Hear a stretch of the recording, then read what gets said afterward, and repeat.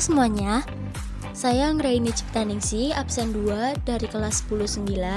Saya akan menjelaskan materi tentang ilmu sosiologi. Apa sih ilmu sosiologi itu?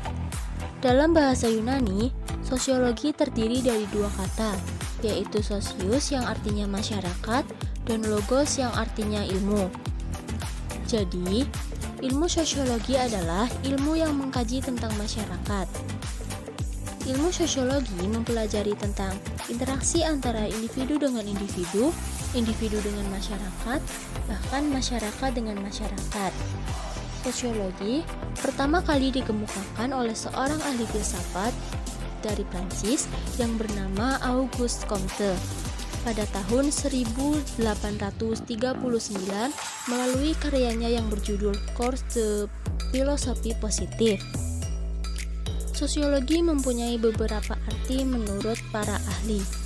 Yang pertama, menurut Auguste Comte, studi tentang hukum dasar dari gejala sosial yang di dalamnya dibedakan menjadi sosiologi statis dan dinamis.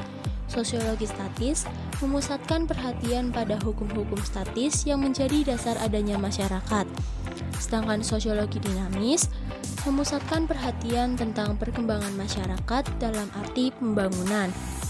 Yang kedua, menurut Émile Durkheim, ilmu yang mempelajari faktor sosial, yaitu fakta-fakta atau kenyataan yang berisikan cara bertindak, cara berpikir, dan cara merasakan sesuatu. Yang ketiga, menurut Max Weber, sosiologi adalah suatu ilmu yang mempelajari tindakan sosial. Tindakan sosial itu mempunyai makna yang subjektif bagi seorang individu dan diarahkan pada orang lain. Dan yang keempat, menurut Pitirim Sorokin, suatu ilmu yang mempelajari hubungan dan pengaruh timbal balik antara aneka macam gejala sosial, gejala non-sosial, dan ciri-cirinya. Dan yang terakhir, menurut Rucek dan Warren, hubungan antar manusia dalam kelompok-kelompok. Ciri-ciri sosiologi. Sosiologi mempunyai 4 ciri. Yang pertama, ciri non-etis, tidak memikirkan baik buruknya suatu persoalan untuk pribadi. Yang kedua, ciri empiris, fenomena yang disampaikan berdasarkan penemuan hasil observasi dan tidak bersifat spekulatif, atau hanya sekedar pendapat berdasarkan teori.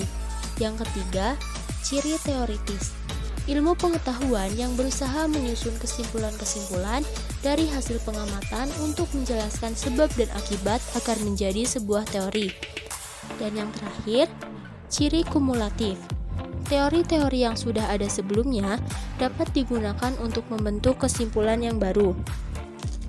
Tujuan ilmu sosiologi.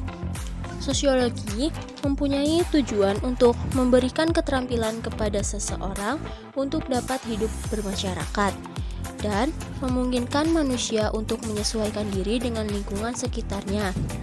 Fungsi sosiologi yang pertama, sebagai perencanaan untuk mengatasi kemungkinan munculnya masalah-masalah saat terjadinya perubahan.